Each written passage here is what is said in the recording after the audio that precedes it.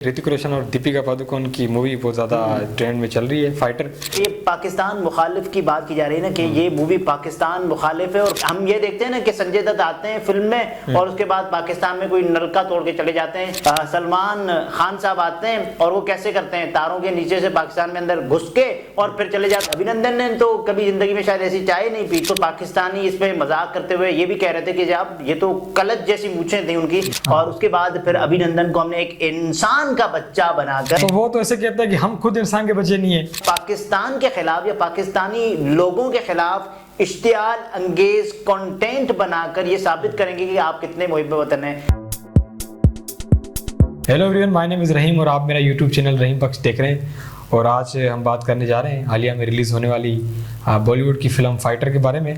और उसके अलावा पाकिस्तान में जो बॉलीवुड फिल्में बैन है उसकी क्या वजूहत है, इसके बारे में बात करने के लिए आज हमारे साथ मौजूद है अब्दुल सत्तार साहब। सत्तार साहब जो है उर्दू मीडिया पे मुख्तलिफ किस्म के प्रोग्राम भी करते हैं। सत्तार साहब, आपको हमारी पॉडकास्ट में वेलकम करते हैं। सर बहुत शुक्रिया आपका, खुश आमदेद आपको भी। सत्तार साहब, जो कि हालिया में एक ऋतिक रोशन और दीपिका पादुकोण की मूवी बहुत ज़्यादा ट्रेंड में चल रही है, फाइटर, जिसमें ये बताया गया है कि ये किस हद पर पाकिस्तान की खिलाफ वर्जी। देखिए, ये पाकिस्तान मुखालिफ की बात की जा रही है ना कि ये मूवी पाकिस्तान मुखालिफ है और पाकिस्तानी लोगों के जो सेंटिमेंट्स हैं वो इस मूवी को देखने के बाद हर्ट होते हैं। और ये यकीनन ऐसे ही है और ऐसा नहीं होना चाहिए। देखिए, आप अगर मुहिब्बे वतन हैं, अगर आप अपने मुल्क से पेट्रियोटिक हैं, पेट्रियोटिज्म का जज्बा आपके मुल्क के लोगों के दिलों के अंदर है, तो इसका ये मतलब तो नहीं हुआ ना कि आप पाकिस्तान के खिलाफ या पाकिस्तानी लोगों के खिलाफ इश्तियाल अंगेज कंटेंट बनाकर ये साबित करेंगे कि आप कितने मुहिब वतन हैं। ये तो आप खुद अपने आप से, हम ये देखते हैं ना कि संजय दत्त आते हैं फिल्म में और उसके बाद पाकिस्तान में कोई नलका तोड़ के चले जाते हैं, और ये भी होता है पाकिस्तानी फिल्मों। और उसके अलावा हम देखते हैं बजरंगी भाईजान में सलमान खान साहब आते हैं और वो कैसे करते हैं, तारों के नीचे से पाकिस्तान में अंदर घुस के और फिर चले जाते हैं। लेकिन रियलिटी क्या है, हकीकत क्या है? नहीं, रियलिटी तो वो ये समझते हैं कि वो ऐसे ही हैं हम, लेकिन ऐसी नहीं है ना। मैं हकीकत आपको बता रहा हूं। जब अभिनंदन आया 27 फरवरी 2019 में, जो भारतीय कमांडर मिग कमांडर अभिनंदन, तो उनका जो तैयारा हमने जिस अंदाज से गिराया और उसके बाद लोगों ने देखा वो अभिनंदन के जिसकी मूछें बहुत बड़ी थी, और कुछ लोग तो पाकिस्तानी इस पे मजाक करते हुए ये भी कह रहे थे कि जब ये तो कलच जैसी मूछें थी उनकी।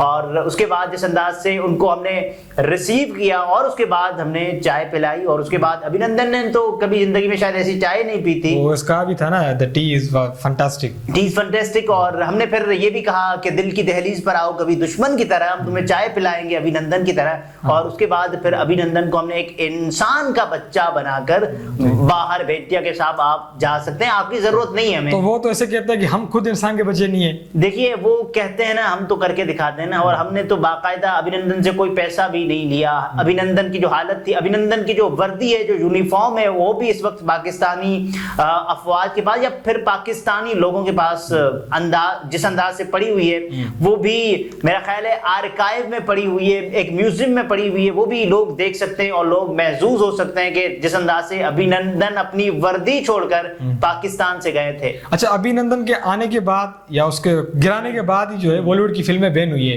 देखिए, गिर तो भारत बहुत पहले चुका था, लेकिन अभिनंदन को गिरा के उन्हें ये बताया कि साहब देखें, हम ऐसे भी कर सकते हैं। क्योंकि भारत जब हमला कर रहा था, और पहले ये जो सीन था वो शुरू कैसे हुआ था, इसका जरा जो पस मंजर है वो मैं बयान कर दूं। आप बॉलीवुड की फिल्मों की बात कर रहे हैं, पस मंजर जो कि बैन हुई है पाकिस्तान में, यानी जो पस मंजर है ना पुलवामा अटैक का, जिस अंदाज से भारत ने कहा, और उसके बाद कहा कि बालाकोट में पाकिस्तान के खिलाफ हमने सर्जिकल स्ट्राइक किया है। और उसके बाद हुआ ये कि हमने देखा कि पाकिस्तान के कोई 3-4 दरख्त थे और एक कौवा था जो कि शहीद हो गया था।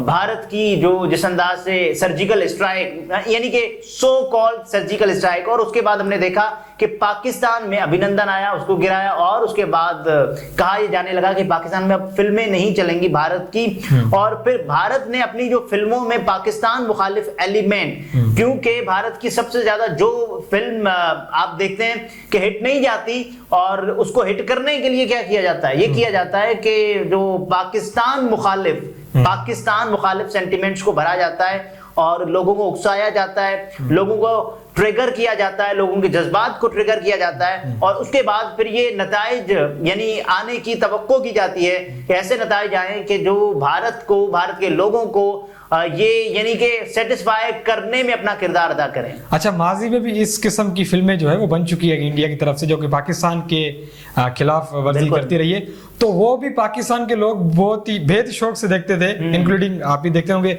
इस तरह जब हम बच्चे थे देखते तो कोई ऐसी चीज नहीं थी। नहीं, मैं तो खैर अभी बच्चा हूँ, लेकिन भारत की जो फिल्में हैं वो देखने की जब तक आपने जहां तक बात की है, तो वो ये है कि जिस अंदाज से भारत ने फिल्मों को, भारत की जो फिल्म इंडस्ट्री है वो दुनिया की सबसे कामयाब तरीन फिल्म इंडस्ट्री है, इसमें कोई शक नहीं है। और अभी हमने देखा कि जिस अंदाज से शाहरुख खान की एक ही साल के अंदर जो 3 हिट फिल्में थी, जिसमें जवान थी, जिसमें पठान थी और उसके अलावा डंकी थी, ये तमाम तर फिल्में आई। और उसके बाद हमने देखा कि शाहरुख खान जो कि भारतीय फिल्म स्टार हैं, उनके मुतअद्दिद इंटरव्यूज हुए इंटरनेशनल मीडिया पर, और उनको दुनिया का सबसे बड़ा फिल्म स्टार माना जाता है, मूवी स्टार माना जाता है, तस्लीम किया जाता है। और गालिबन उन्होंने कोई 2500 करोड़ कमाए एक साल के दौरान, साल 2023 में। तो ये भी देखा हमने, भारत की फिल्में बहुत अच्छी होती हैं, बहुत जबरदस्त होती हैं, और इसका इजहार फैसल कुरैशी साहब ने किया कि पाकिस्तानी सिनेमा को चलाने के लिए यहां पर भारत की फिल्में चलानी चाहिए। लेकिन दूसरी बात ये भी है ना कि जो भारत की सब फिल्में हम नहीं चला सकते, कुछ फिल्में ऐसी हैं जो कि चला सकते हैं, कुछ फिल्में ऐसी हैं जो कि नहीं चला सकते। तो फिर ऐसे ही किया जाए ना, जो फिल्में चलाई जा सकती है कम से कम वो तो चलाएं।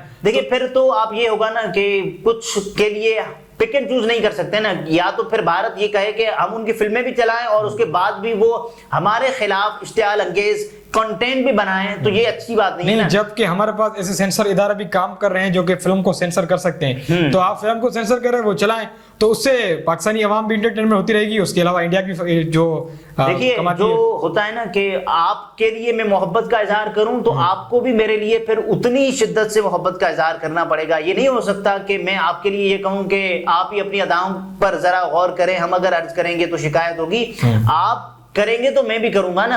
तो पाकिस्तान से पाकिस्तानी क्या ये उम्मीद रखेंगे कि पाकिस्तान की जो फिल्में हैं वो भारत में देखी जाएंगी, और छुपके या चुपके से पाकिस्तान के जो ड्रामे हैं वो भारत में यूट्यूब के जरिए देखे जाते हैं, और बहुत ज्यादा ऑडियंस है पाकिस्तानी ड्रामों की भारत में, ये तो इसमें कोई शक नहीं है। लेकिन ये है ना एक चीज कि भारत के हमने ये नहीं किया कि पाकिस्तान के हवाले, आपने कभी सुना कि पाकिस्तान ने कोई ऐसी फिल्म बनाई हो जिसमें हमने उनकी हुदूद की पामाली की हो, खिलाफ वर्जी की हो? ऐसा बिल्कुल नहीं हुआ, एक फिल्म में भी अभी तक नहीं हुआ। लेकिन वहां से जो भड़कें मारी जाती हैं और गीदड़ बपकियां होती हैं भारत की, जिस अंदाज से हम देखते हैं कि यार ये भी कर देंगे वो भी कर देंगे, लेकिन आप फिल्म में देखते हैं, फिल्म में अलग ही मंजर होता है। फिल्म में तो अभी तक जो भारत पता नहीं 3, 4, 5 मुल्कों पर कब्जा भी कर चुका है। अच्छा, आपने अभी ये कहा कि जितनी भी पाकिस्तान की फिल्म बन चुकी है, जितने भी ड्रामे बन चुके हैं, उनमें हमने कभी भी इंडिया की किसी भी चीज पर खिलाफ वर्जी उसकी नहीं की। बिल्कुल, देखिए मेरा ख्याल है कि खिलाफ वर्जी इंटेंशनली नहीं की होगी। पाकिस्तान ने अगर की होगी तो एक ऐसा गैर इरादी तौर पर कोई चीज हो गई होगी, लेकिन मुझे याद नहीं पड़ता कि पाकिस्तान ने बाकायदा एक मुहिम चलाई हो और ये कहा हो कि साहब देखें हम भारत के खिलाफ फिल्म बना रहे हैं, ऐसा अभी तक नहीं हुआ।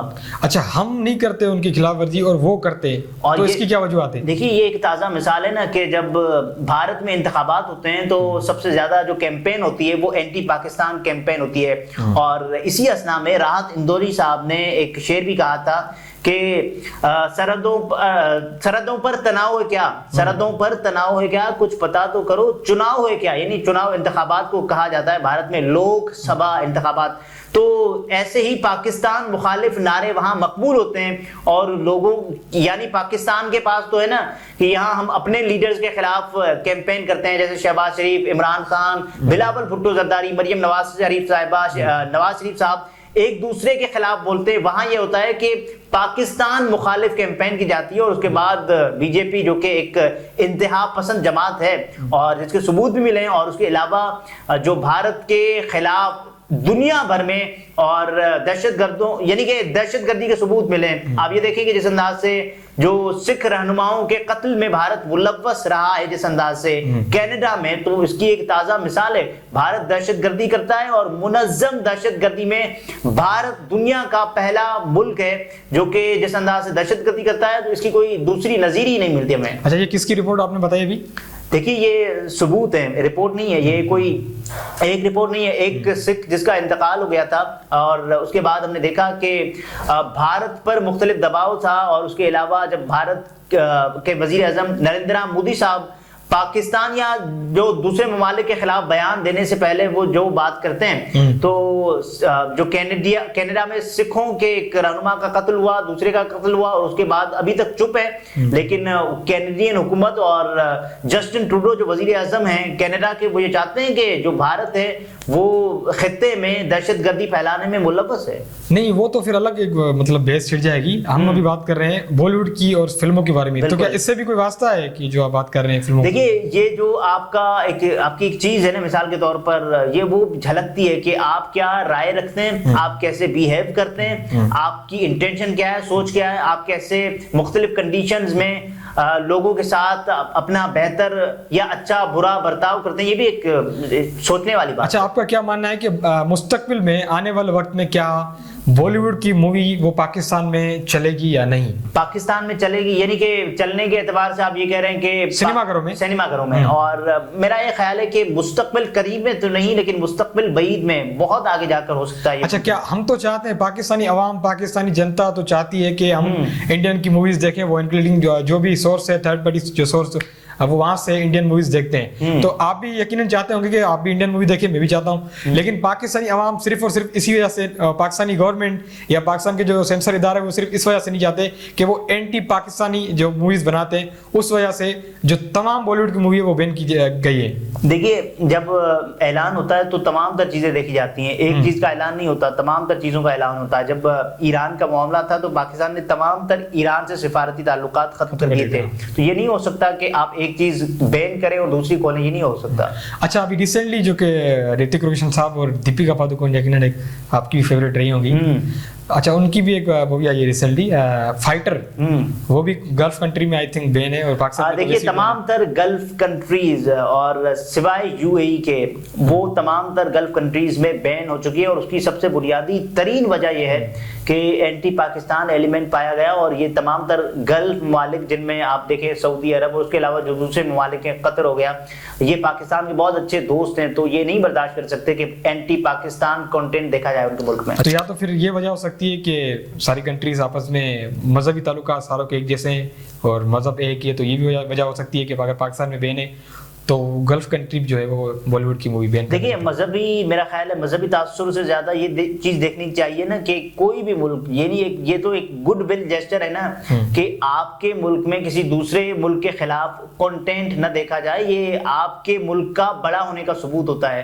कि आप दिल से कितने बड़े हैं, आप ज़र्फ से कितने बड़े हैं, दामे दरमे सुखने, ये आप सबूत देते हैं कि साहब देखिए जिस अंदाज से हम आपके मुल्क में ये कर रहे हैं तो हम आपसे भी यही उम्मीद करते हैं। तो कल अगर कतर हो गया या दूसरे ममालिक पाकिस्तान से कम ये मुतालबा तो कभी कर भी सकते हैं ना, या फिर पाकिस्तान इन ममालिक के खिलाफ अपने मुल्क में कोई ऐसे कंटेंट का हिस्सा नहीं बनेगा जो कि अक्सर हम देखते हैं कि बाकी मुल्कों में होता है। यूएई में जो ये फिल्म है वो चल रही है क्योंकि यूएई की जो सबसे ज्यादा डिमांड है या सबसे ज्यादा फोकस है उनका प्रायोरिटी लिस्ट पर, सबसे ज्यादा जो यूएई की चीजें हैं वो तिजारत है, मईशत है और उसके अलावा बिजनेस। ये तो यूएई इस वजह से शायद उन्होंने वहां पर बैन नहीं की फाइटर। अच्छा, पाकिस्तानी फिल्मों के बारे में इंडियन क्या सोचते हैं और क्या वो देखना चाहते हैं क्या? देखिए पाकिस्तानी फिल्मों के बारे में मेरा ख्याल है कि पाकिस्तान फिल्म्स के हवाले से बहुत बड़ी इंडस्ट्री नहीं है। पाकिस्तान अगर इंडस्ट्री है तो ड्रामास के हवाले से बहुत बड़ी इंडस्ट्री। अच्छा, ड्रामास फिल्म्स तो बात मतलब एक किस्म की, यानी कि एक कंटेंट के जो डिफरेंट तो है ना, कंटेंट की एक वैरायटी तो है ना, कंटेंट वेरी तो करता है ना कि फिल्म में आप देखते हैं कि एक बड़ा पर्दा और उसके अलावा जो ड्रामा है वो एक मुख्तलिफ एपिसोड्स के जरिए आना, उस ड्रामे का 3 घंटे की एक फिल्म होती है कि जिसमें तमाम तर चीजें समोई होती हैं। ये नहीं हो सकता कि फिल्म को आप अलग कर फिल्म को साथ करने और ड्रामे को भी साथ करने, ये नहीं हो सकता मेरा ख्याल है। अच्छा, मेरा भी ये मानना है कि जो फिल्में होती है, ड्रामा होता है, वो इस वक्त का सबसे बड़ा सोर्स है दोनों मुमालिकत में अमन अमान और मोहब्बत फैलाने का। देखिए जो अदाकार होते हैं, फनकार होते हैं, गुलकार होते हैं और उसके अलावा जो आर्टिस्ट जिन्हें कलाकार कहा जाता है, वो अमन के सफीर, प्यार के पैगंबर, मोहब्बत की जबान और उसके अलावा हम ये भी कहते हैं ना कि अमन की भाषा, प्यार की आशा भाषा, ये तमाम तर चीजें हैं। नहीं तो वो तो हैं, वो आपस में भी बॉलीवुड के एक्टर्स या इंडियन एक्टर्स या पाकिस्तानी एक्टर जो भी हैं, वो आपस में उनकी बहुत ज्यादा बनती है, आपस में दोस्त भी है। पाकिस्तानी एक्टर्स इंडिया में जाकर काम भी करते हैं और वो इंडियन आर्टिस्ट भी पाकिस्तान में काम करने की ख्वाहिश जाहिर करते रहते हैं अक्सर। देखिए, ये सवाल ये नहीं है ना कि वो तो हम देख भी रहे हैं ना कि इस अंदाज से तो फिर हमारे जो सियासतदान होते हैं वो दूसरे जो मुल्क के सरबराह होते हैं उनके दोस्त होते हैं, तो ये एक पैमाना नहीं हुआ ना। पैमाना ये कि आप भी सामने वाले मुल्क के साथ अच्छे ताल्लुकात के हाँ हैं, तो आपको भी वो चीजें या वो मेयार या वो पैमाना रखना पड़ेगा।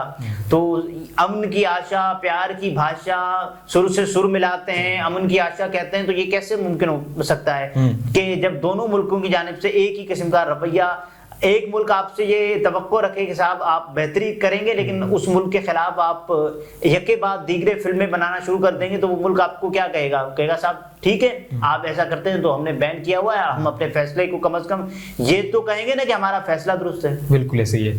थैंक यू सरदार, आपने जो है बहुत ही अच्छा अपना मौक़िफ़ दिया इंडियन फिल्मों के बारे में और जो फिल्में पाकिस्तान में बैन है। तो ये थी हमारी एक छोटी सी कोशिश आपको दिखाने के लिए कि पाकिस्तानी क्या सोचते हैं बॉलीवुड के बारे में और वो देखना चाहते हैं बॉलीवुड की मूवीज़। तो मिलते हैं अगले किसी नई वीडियो में।